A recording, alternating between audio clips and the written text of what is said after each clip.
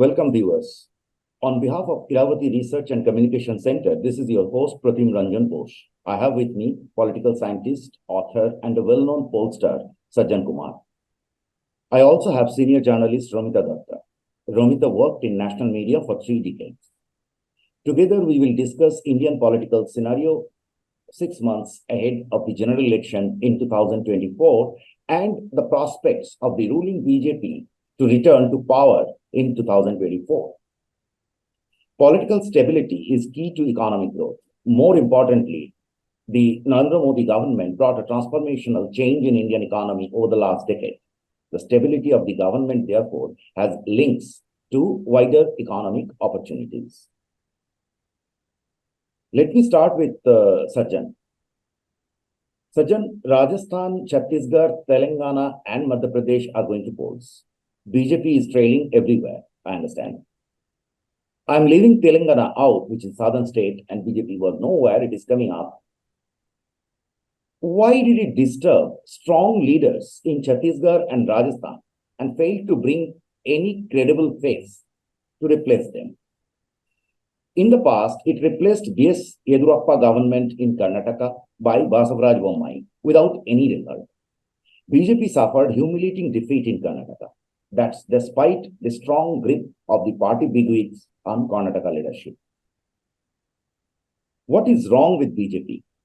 Why does it disturb strong local leaders in states and create a vacuum? Is it going to give them a dividend in the general election? Over to you. Yeah, I mean, that's really an aspect which needs too much of introspection. And if you see, BJP right now has a clear symptom of having a deep problem with the regional populace. While BJP organization, the Sangathan, it is completely in sync and at ease with the national popular. National popular could be a leader like Narendra Modi, even Yogi has acquired that stature. But if you see, you find that BJP organization, which is national as well as the state level, is having some problem. And that you see a kind of pattern with the regional satraps who have their hold on the ground. Why? Because now that BJP is becoming a hegemonic party, I mean, a BJP era, organization seems to suffer from this outlook that even the regional satraps have to fit in the strict organizational framework, and therefore many of the regional satraps, populars, who may have too much of a resonance on the ground, may not fit into the organizational profile, and therefore you see a pattern of taming these leaders and trying to look for the replacement who can fit into the organization frame. So this is the problem of too much of an organization or too much of the organizational outlook. The pattern is, had you replaced Jairam Thakur, the incumbent chief minister of Himachal Pradesh, with Anurag Thakur, there were chances, and we were finding it, that Himachal could have been retained. Similarly, sidelining the only pan-Karnataka popular leader, Yedurappa, was a mistake. You have to brought him in before the election, but without giving him tangible powers. He did not have a decisive say in a strategy, ticket distribution, etc., and that costed you. Now you also find in Rajasthan the 3 states. Rajasthan ideally should have been a easier plot for BJP because the state has a pattern of changing the incumbent every 5 years, so they should have been the chance of BJP, but that's not the case. Unlike 2013 and 18, when we used to go in Rajasthan and find it used to be in the air that you find a desire for change. This time it's completely missing. You know, the election wherein you find the swing vote, while the core voters are intact of BJP and Congress. You were just back from Rajasthan, I believe. Yeah, Rajasthan, and before that MP and Chhattisgarh also. So briefly, if you see, you enter Rajasthan, and unlike 2018 and 13, you don't find a desire to change the incumbent. That's missing. Core voters of both Congress and BJP are intact, but majority of OBCs and tribals, who are the decisive swing voters, who always used to be, you know, more unhappy than happy with the ruling party, and therefore they used to join the opposition. So therefore opposition score plus the swing used to bring the opposition into power. So that used to be. This time you find that swing voters are more towards Gehlot and Congress. Why? Because BJP's only leader who can have some traction and resonance, that is Vasundhara, is being sidelined. You know, similarly in Chhattisgarh, Raman Singh is the only leader. He may not be as popular, which he used to be there, but still, he is way ahead than the rivals like Saroj Pandey, Tamra Sahu, OP Chaudhary, etc. And therefore you find that in the final analysis, he has been given some charge, but with a sense of grudge, no decisive say in deciding their strategy, determining the ticket, etc. In Madhya Pradesh, where the incumbent is very unpopular, I'm talking of Shivraj Singh Chauhan. I mean, we found that there was an intense anger against more than BJP. It was the leadership, ministers, MLAs, and the chief minister. But the anti-government anger of the respondents immediately used to get diluted the moment we gave the hypothetical scenario that what if you change the face of the chief minister? Say, for example, from Shivraj Singh Chauhan to Jyotiraditya Scindia, and immediately you find that a significant section of the anti-BJP, voters on the ground will say, oh, if he comes, certainly they are going to reconsider and that is going to be good. But no, that's not happening. So one pattern that you see, while BJP national and state level organization, it is completely at ease with Modi, at ease with leaders like Yogi, who are national popular, but the moment it comes about the popular leaders at state levels, you find a pattern that the organization or the Sangathan is having deep problem, and this is emerging perhaps from the wrong assumption that BJP hegemony is primarily the work of the organization. Yes, organization is partly responsible for the growth of BJP, but they are also not taking into account that it is the BJP's imagination. BJP impact reaches in states where organization is always lagging behind. Otherwise, you would not have won Tripura. You would not have had the kind of traction you had in Bengal. So which means popular imagination is because of the popular leader, persona. Organization follows it up and entrenches it. So this wrong analysis, diagnosis that BJP is there because of entirely organizational profile, not popularity, and therefore trying to tame in the regional satraps is something that is going to cost BJP one. Second, briefly, until 2019, and that we found in 3 states, and before that UP, Himachal and Karnataka also, Modi used to be a swing factor for both national as well as the state elections. Now that has undergone a qualitative change. Modi is still a swing factor, a significant factor who can bring, a swing of 1 to 2% of the votes in the national election when he himself is the stakeholder. But his ability to act as the swing voter at the state levels has undergone a decline. Voters are not willing to exonerate the non-performing BJP government and leaders and reward the ones who they think is not befitting the response. So that is why BJP needs to take into cognizance that the state of Congress under Mrs. Gandhi, wherein the regional satraps were, What you are saying in a nutshell is, and which is very logical, that the newness of Mr. Modi to get votes at the state level, right, for state level elections, that has been eroded, and it must, because he has been there, and people have seen the party functioning in whether in opposition or whether as a ruling party, and they have drawn their own perceptions about it. Yeah. So voter has become more. So he still is a more mature, and they are willing to reward Modi when he himself is the direct stakeholder. They are not willing to kind of reward the state level leadership just because Modi is there. That phase was there until 2019, and otherwise Himachal and Karnataka would not have been lost because Modi personally intervened in Himachal, where he was a state in charge way back in late 1990s. So that differentiation is there, and in the 3 states we found that the moment we asked the leading question and to the majority of the ones who expressed their desire to vote against the BJP, about the 2024 elections, so barring, say, for example, Muslims and in Rajasthan, Meenas, and a section of other communities, overwhelming majority of the respondents who expressed their desire to vote against BJP in the state elections in 3 states immediately said that 2024 is a different election.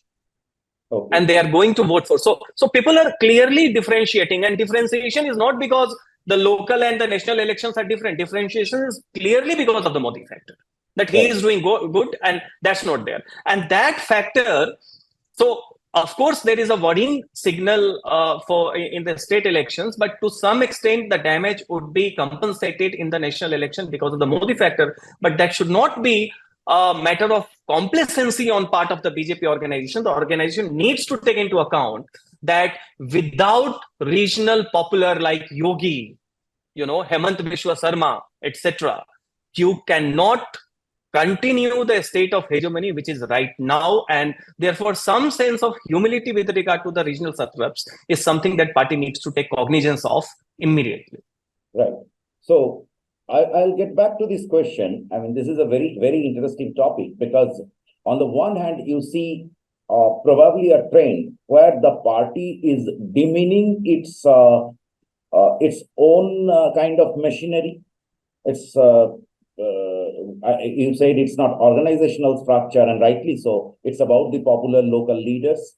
So the differences within the party or inner party struggles are somewhere coming into picture.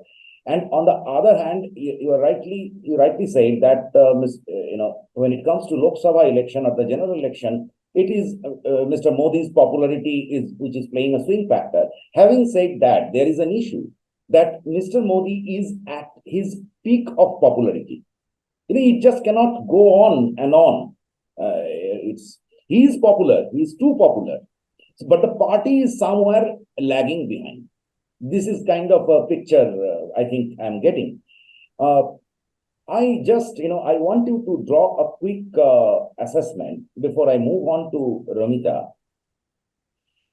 Is that given that the situation that we described, add to that their coalitions are falling apart. In Tamil Nadu is the latest, where AIDMK separated from BJP, and the parties, wherever the party was coming up as a rival, or say in Bihar, it is out. RJD became stronger. The eastern sector of the country is not looking as favorable for BJP. Do you agree to that? Yeah, I mean, if you see about the 2024, there are certain worrying factors for BJP when you compare it to 2014 and 2019. And I think in that backdrop, there are around 5-6 states which are interesting states, while there are other states also wherein swing factors are there, and that should be observed. But I think the big 5 states or 6 states are something that needs to be pondered upon and should be watched keenly. In the eastern zone, I club 3 states which are interesting, and that is Bihar, Bengal, and Jharkhand. Then, of course, in the western part, it's Maharashtra. In deep south, you have Karnataka. And finally, you have UP, because of the sheer bulk and number of seats, 80 seats. Then you see there are certain, the most worrying aspects are going to be from the eastern bloc, that is Bihar, Bengal, and Jharkhand. One can debate about the damages, the intensity or the degree of damages, but that BJP is going to lose, particularly in Bihar and Bengal, that is a given fact. What would be the extent is something can be debated. With regard to the western part, Maharashtra, I think Maharashtra with Shiva Sena, they won 42 out of 48. Right now, they have covered much ground after the not only split in Shiva Sena and NCP, but also on the ground, large part of OBCs BJP is able to, have a kind of a resonance with. Right now, BJP in Maharashtra is the biggest OBC party out of 105 MLAs. Around 40 MLAs are OBC MLA. Then South also, while BJP's Lingayat vote witnessed some swing, some kind of disturbances because of Yadurappa and other factors, now they are consolidated. And in the old Mysore Bangalore region, wherein primarily it was the loss of JDS Vokkaliga core votes to Congress, many of the Vokkaligas, and we had a small study conducted, said that the prime reason to vote for Congress happened to be their expectation that their caste person, DK Shivkumar, would be the chief minister. But right now that it's not going to be there, and BJP has entered into alliance with JDS, the core party of Vokkaligas in that region. I think in Karnataka also, some losses are going to be there, but it's not statistically significant. Major, the dark zone of BJP is going to be the eastern bloc, Bengal and Bihar, and some of the compensation that we are expecting. Yeah. I would like to stop you at this point before I bring in Romita. After that, you are going to come up again on the national picture. Romita has been covering West Bengal for too long, and she has a nose on the ground. Romita, the situation is pretty clear to us. I mean, it is, as it appears to me, it is not BJP versus Trinamool in West Bengal. It is somewhat like BJP versus BJP in West Bengal. I mean, it is BJP which might defeat BJP. Okay. And I have a question to you. See, in the last election, they won 18 out of 42, and there were regions where they swept, actually. Jungle Mahal, 3 districts, they swept. Birbhum, they couldn't because of the strong man Anubroto, but Bardhaman and up to Hooghly, they entered. Again, there was, seats on Nodia. Wherever they won at a stretch, right? In a particular stretch, contiguous stretch. And then in the North Bengal, out of 8 seats, they won 7, which is above Farakka. Now, that being the kind of domination in regions, of course, they were not favored by the urban voters and the minority community, but they got it there.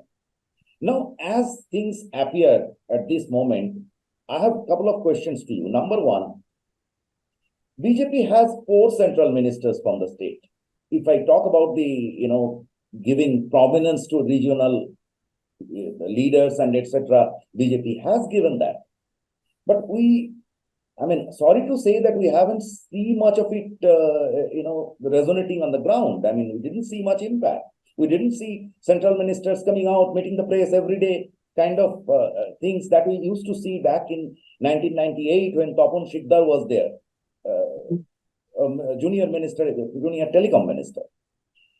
And we have seen that, say, for example, Bankura, Purulia, these are BJP strongholds for many reasons than one.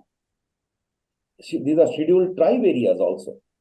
In these areas, BJP's performance consistently since 2021, and then in municipal election, then in panchayat election, beyond the rigging part, we are not seeing much prospect there. What are the reasons? How many of these existing MPs do you believe stand a chance for re-election? What are the things that should be done over there? What is missing actually with BJP? First of all, I'll begin by saying that the groundwork for 2019, if I'll just compare 2019 vis-a-vis 2024. The groundwork for 2019 began in 2017 when Amit Shah, brought in this issue of appeasement. Okay. So appeasement, he talked a lot about appeasement, the kind of appeasement that was happening in Bengal, and that, the groundwork for consolidation of Hindu votes began since then. And there was this momentum, like for 2 years, like the momentum for the need for a Hindu unification or whatever, that was there for the 2 years. And now this time they've set the target of 36 seats out of 42 Lok Sabha seats in Bengal, and we have just less than 6 months left, and we see no groundwork, no issue, no agenda, like what would, and no direction. Does it sound somewhat like that 2016 assembly election where they said they will get God knows how many number of seats and ended up getting 3? Yeah. I see, like it seemed very bleak. The picture seems very bleak because, there's a lot of, tom-tomming about this, 36 seats, 35 seats, whatever, big numbers. But ultimately, when we get to see, like, what is the, basis of such assumption and what is the groundwork that has been done? Are they by any chance talking about 3 TMC number mistakenly? No. Yeah, like going by the target, BJP has set a target of 35, which is huge because we are, we don't see the party retaining 18 seats. No, like it's going to come down and way down. As the situation stands now, I don't see the party What is your expectation? getting anywhere. My expectation is at the most like 6 to 8, maximum 8. That Okay. is also very doubtful. Because there are many reasons for that. First of all, the first reason that I think is that people no longer see BJP as a tough challenger to Trinamool. That faith in BJP, which can stand, its ground and take on the Trinamool, that is no longer there in And the that's people. very interesting, And the Sajjan, and because sorry for yeah, interjecting. and that the reason. Just sorry. No, sorry for I just interjecting. want to That's point out. very important because in West Bengal scenario, it's not like MP or Karnataka where people vote differently for assembly and even Odisha, assembly and parliament. Here you have to be a challenger to the local ruling party. Only then it generally it goes on one side in any No, election. So I agree with Romita because in Bengal, basically, it's not about the strength and the organizational profile of the party. It's about the political psychology. Whether in the popular imagination, are you perceived as the dominant challenger? That is why Yes. in 2019, the entire bulk of CPM shifted to BJP. Yeah. Because in their rank and file, because in their Exactly. perception, BJP was the party which can take on, the might of 20%. TMC. Now back to Romita. Romita, where Sajjan left. Right. Absolutely. Because the BJP's vote CPM share left to increased by CPM just a switched to minute. BJP's BJP. vote share increased by 23%. Yeah. So in 2019, the BJP's vote share increased by 23%, and the CPM's came down by 22%. Right. So it was just a Yeah. direct transfer Yeah. of vote share. So you have to be seen as a a mighty challenger or a contender who would be able to at least take on the ruling party, the mighty ruling party. So now that there's a big question over that. One, primarily because the kind of the BJP, the kind of issues they raised over this corruption was a major issue. Corruption was a major issue, and the kind of expectation BJP raised, with these agencies, cornering some of the ministers, some of the prominent Trinamool leaders over a lot of scams, the kind of expectation they raised that, some of these leaders are going to be arrested. Many of the leaders are going to be arrested, and there's going to be a total, what would I say, a total chaotic situation in the ruling party with the arrest and everything. So that has not happened. The kind of expectation kept on building. Romita, how fair is this criticism? Because there is no doubt of corruption charges against the ruling party in West Bengal since 2013, Yes. right? Yes. And it barely had any impact. Forget about BJP, whether it was CPM or whatever. It barely had any impact on polls. You see, I think 2016. Yeah. No. 2016, and even if you go by the municipal elections, etc., cheat fund scam was most intensive in terms of its kind of the beneficiaries. 2013. Yeah. And after that, the job scam has a similar leverage. But does corruption really bother West Bengal voters? Corruption may not bother, but at the same time, like that, you can, you are making loud promises. You are making, you're very vocal about corruption. We'll do this, we'll do that. We are just going to, so you're coming, you're making a lot of promises that you're going to weed out corruption. You're going to put these leaders to jail. They are going to be punished for whatever they have done. And then at the end of the day, what do you see? What is the result? You see nothing. So there is the question there is that whether you can be sort of relied upon, whether you can be trusted, whether you can be, whether we can have faith on you as a contender, whether you can take on the ruling party, that becomes, a matter of suspect. The fact that you're making promises. Is that you yourself made some sky high promises. Yes. About ethics and etc. And then, and probably another factor, instead of working on the ground, you stuck to TV studios and giving statements. Yes. I'm talking about the local leaders. Yes. I mean, I don't. You're setting deadline for this arrest and these things, excepting a few honorable mentions.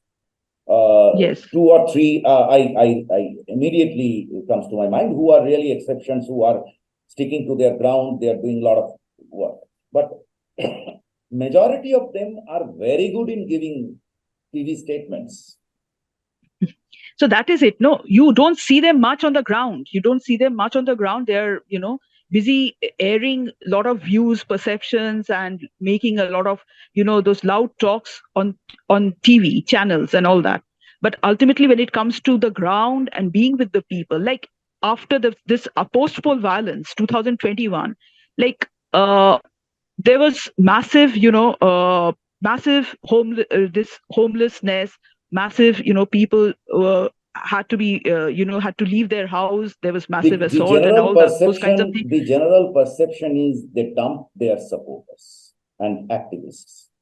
They didn't Yes. stand by them. And that is what happened. 2021, they were forced. Many of these workers who really fought who stayed on the ground and they fought bitterly. Like those workers had to, had to go back to, had to change their sides, had to change their political parties for survival.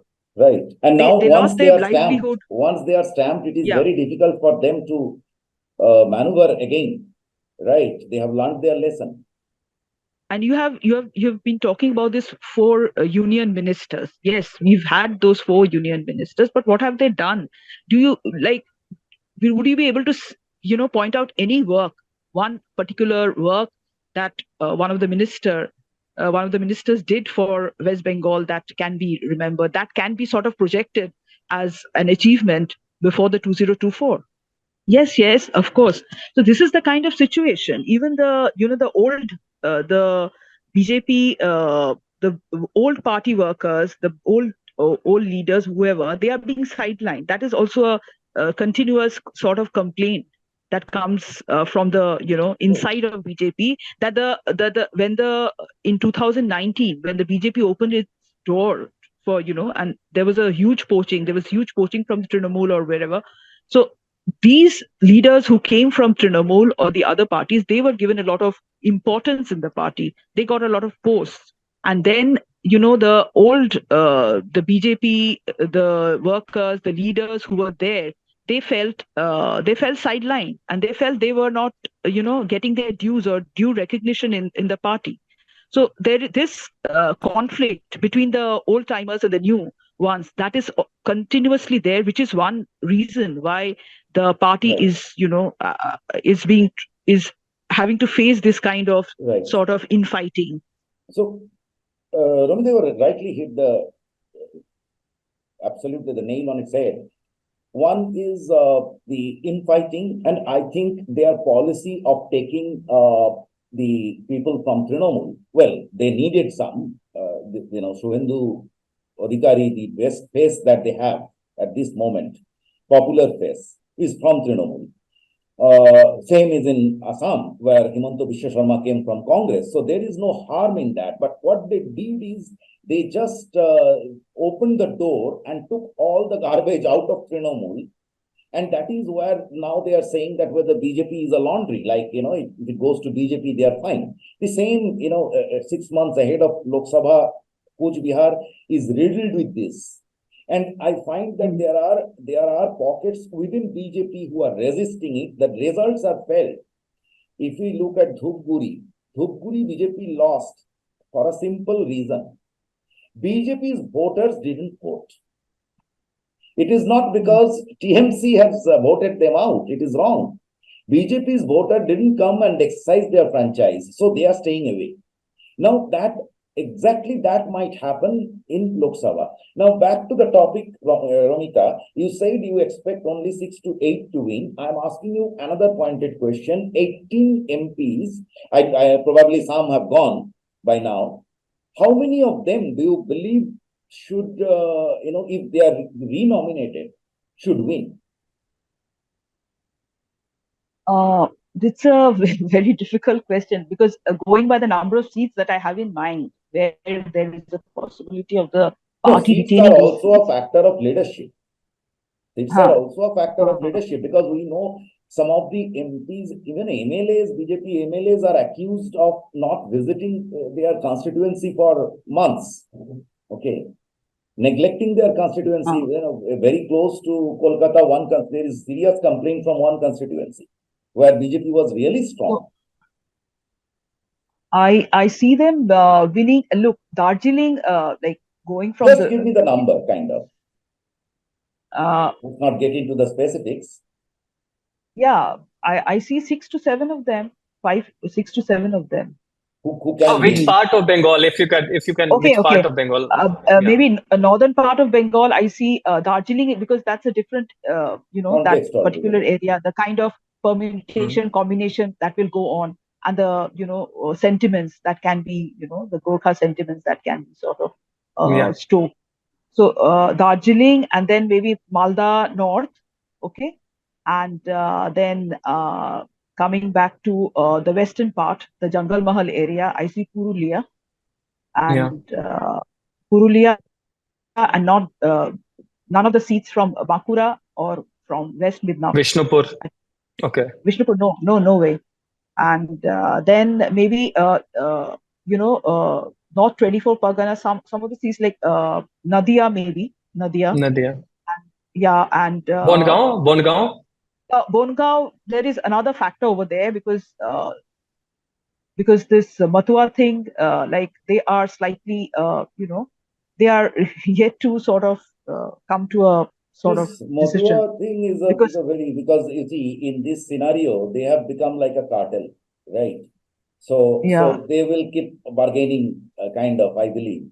But so yes, Bonga I am also keeping. And I think Romita is absolutely correct.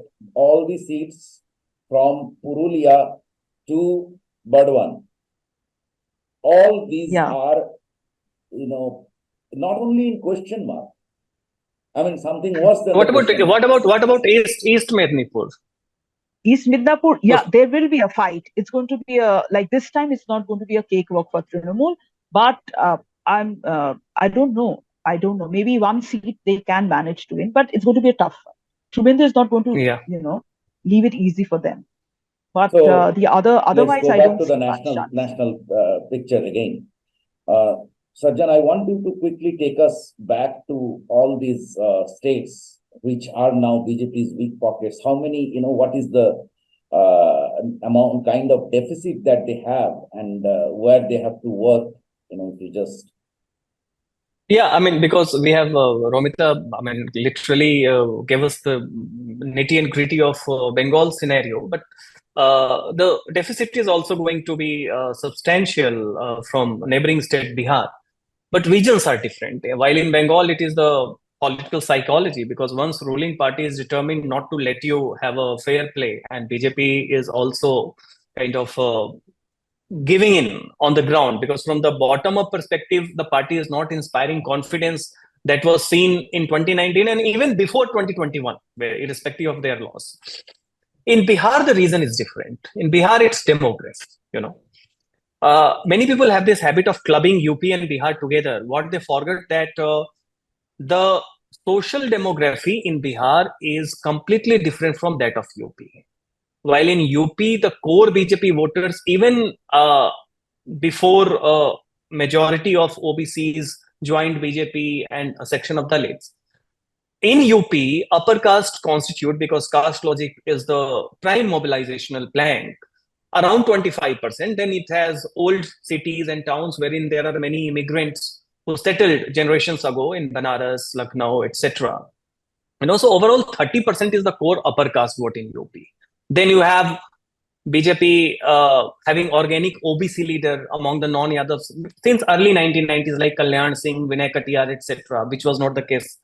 In the case of Bihar, you see the upper caste are less than 14%. Or less than 15%.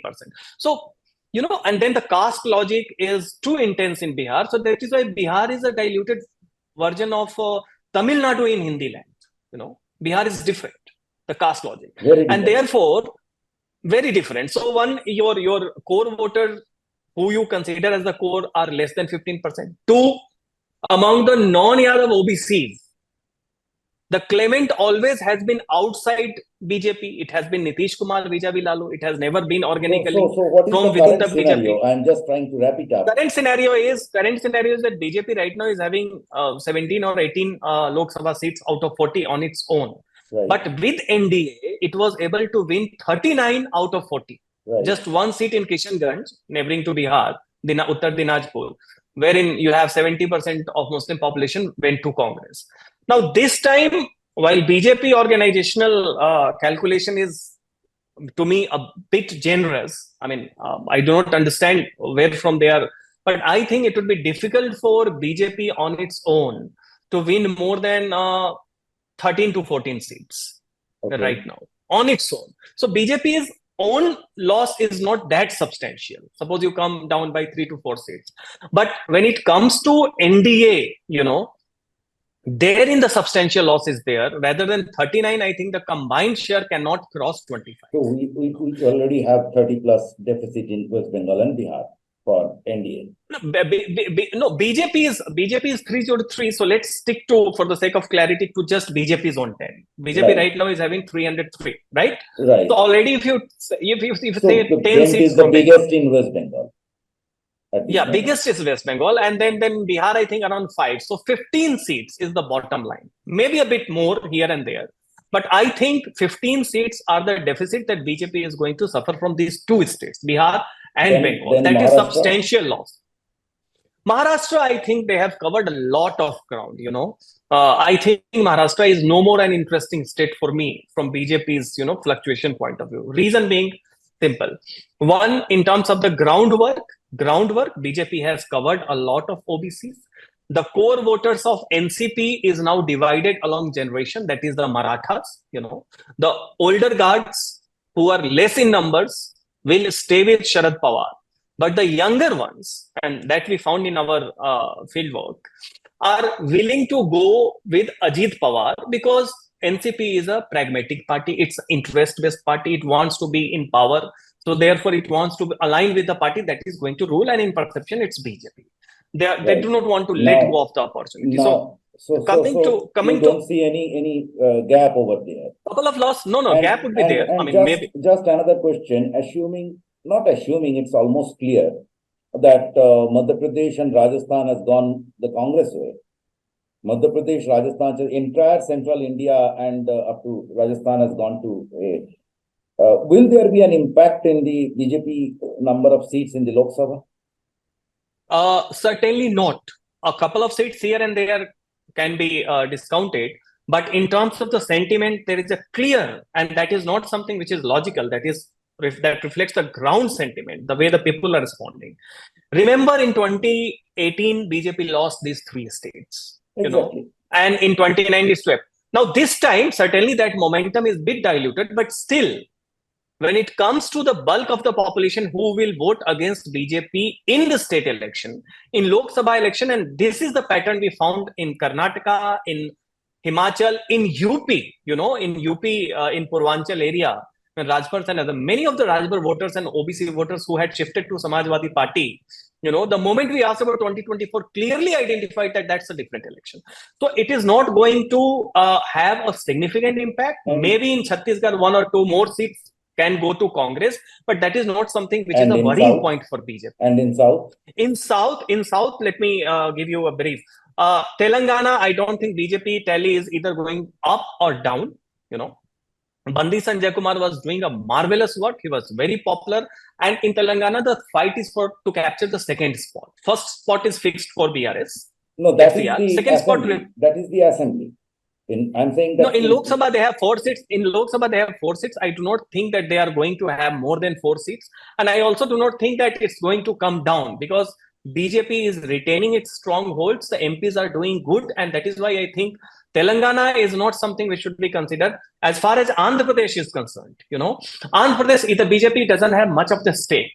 Whether it's Kammas and Kapu vote base represented by Chandrababu Naidu's, TDP and Pawan Kalyan's Janasena, if they come together and if BJP in a way becomes the orchestrator of this. As an NDA ally.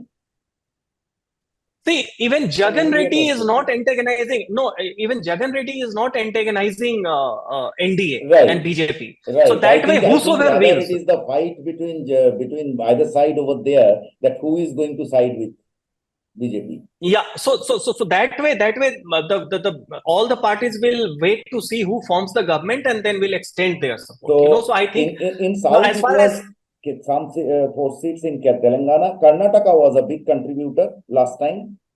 And Karnataka, the question is yeah. whether BJP will be able to open account down south in No, of course in Tamil Nadu Karnataka, and of Kerala. course in Karnataka until I mean after election we were expecting that BJP may suffer around the seat loss in the tune of around 10 seats, 10 12 seats. That was the maximum damage that was expected. But a lot of groundwork has been done. One, the Lingayat anger, which costed BJP slightly. Now that vote is consolidated because see there are two sorts of support base. That one who consider that they will vote for BJP for X, Y, and Z reason. So they are the supporters who decide out of multiple options and think that this party is a better claimant of their interest. And there are those voters, or communities who think BJP is their party. It's not because of the rational kind of. It's the So Karnataka internalization. will So remain more or Lingayats. less same. Karnataka will I remain mean, more. a couple of tally may go down because BJP has to give some seats to JDS, Okay. Janata Dal Secular. So, but overall tally, I do not think that in Karnataka the losses of BJP and NDA is going to be more than 5 seats. It would be less than that because And will BJP's BJP be own able core to is now. open account in either Kerala or Tamil Nadu? No, certainly not. Let me tell you why. Tamil Nadu, 1 seat or 2 seats, they are concentrating in southern part. The problem in Tamil Nadu is that you have 3% of Brahmins who may be 10 to 20% in certain constituency in southern Tamil Nadu. They are consolidated behind BJP. Then you have Annamalai. Annamalai belongs to the backward caste, and but still within Tamil Nadu, wherein the OBCs are around 70%, the main claimant of the OBCs happen to be either DMK or even despite, weakening AIDMK. Now, for Lok Sabha election, BJP needed to have an alliance with AIDMK. But Annamalai is a long-term investment for Tamil Nadu. And therein, Annamalai's strategy is clear to build organization. How do you build organization? When you put up candidate in every constituency, 39 constituency, so that your workers, your cadres, your supporters are created, So and then you target the assembly election. what you are probably saying is that BJP stayed invested in Annamalai and BJP Tamil Nadu. They are looking beyond this coalition. They are. Because BJP's internal calculation in Tamil Nadu is that even with AIADMK, which is in a weekend, BJP's target is simple: replace AIADMK and emerge as the claimant. Why should you supply oxygen to a regional party and always play the second fiddle to the another regional party? And that is why even if suppose they go with AIADMK and they win 3-4 seats, they are thinking that maybe a couple of less seats and they can go for a long-term strategy. So BJP in Tamil Nadu, I think, is willing to let go of a couple of, stealing single runs for the long-term perspective. So that is gone. In Kerala, Rahul Gandhi is a failure across India, but in one state, despite his intense campaigning, Congress lost the chance to make a comeback in Kerala. But now in Kerala, the internal situation demonstrates that Congress is going to be the prime beneficiary. So you have 20 Lok Sabha seats. And therein it is CPM, which is on the back burner. Why? Because the more BJP grows, and that is paradoxical, it is CPM which is going to bear the cost. Because the conservative middle class Hindus in Kerala, in significant numbers, votes not to Congress but to CPM. And it is the shared support base that BJP is also targeting. One brief point, and the one state wherein BJP is expecting to cover some of the losses happen to be UP, the core. Remember in 2014 when two regional parties, BSP and SP, contested separately, BJP won 73 out of 80 seats, 71 plus 2. In 2019, BJP still was the major claimant, 63 out of 80 seats, but it witnessed a loss around 10 seats, Now, Mayawati this time has decided to go alone, despite all the attempts by civil society, Samajwadi Party, Congress, etc. So this time, I think that BJP's tally again may rise by from 7 to 10 seats in UP. So at least so the 15 odd seats that it is losing in the east may be covered largely by UP. Largely around 60-70% of the loss can be compensated from UP. That is one state, because you also have Yogi, who is holding besides Yes, the factor. Yogi everything. is BJP's asset.